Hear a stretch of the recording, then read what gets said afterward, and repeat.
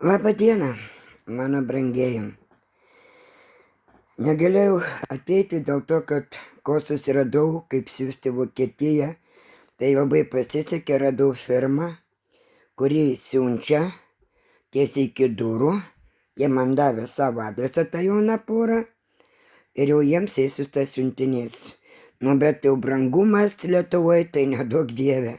Sumokėjau 63 eurus. Įsivaizduojate? Už tai, kad kurjeris atvažiavo, už tai, kad tą sveria kažkur tai daugiau pusę kilogramo, ten 900 beveik. Už tą viską reikėjo mokėti. Įsivaizduojate?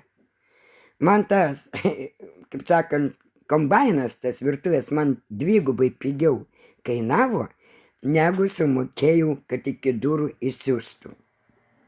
Bet ką padarysi, pažadėjau, turėjau savo žodį išpildyti. Jie, kai jie gaus, jie man parašys tiesiai į TikToką arba į YouTube. Kaip jūs laikotės visi, kaip jums sekasi, kaip sveikatėlės. Šiandien darbo diena, suprantu, sunkoka. Aš noriu parodyti, va čia, kad į tie žaidė biškė. Noriu parodyti, va čia mano, kaip visada, geriūnė. Čia atsiprašau, mano taip numesta, toj susitvarkysim, nes dabar tik tai apsiraminau. Ir dabar mano džerytė, jinai mėgsta, kai sveikesnė, va tokioj dėžiai galėtų.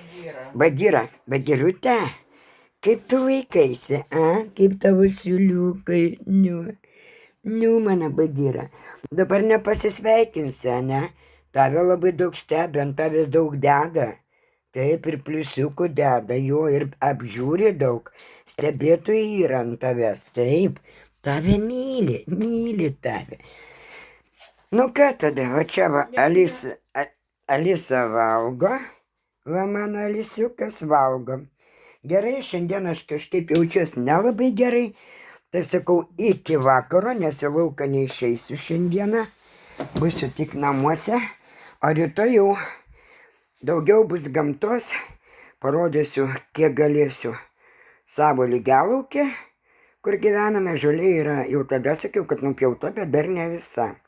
Kadangi yra žmonių, kurie tikrai pjauna tą žolę kas savaitę, bent 2 kartus, o kiti nepjauna, nors jiems duotų po kapeiką, nieks jiems neduoda iš mūsiškių, nors jie ir patys neėma. Aš bandžiau, bet neėmė. Gerai, ačiū, iki vakaro.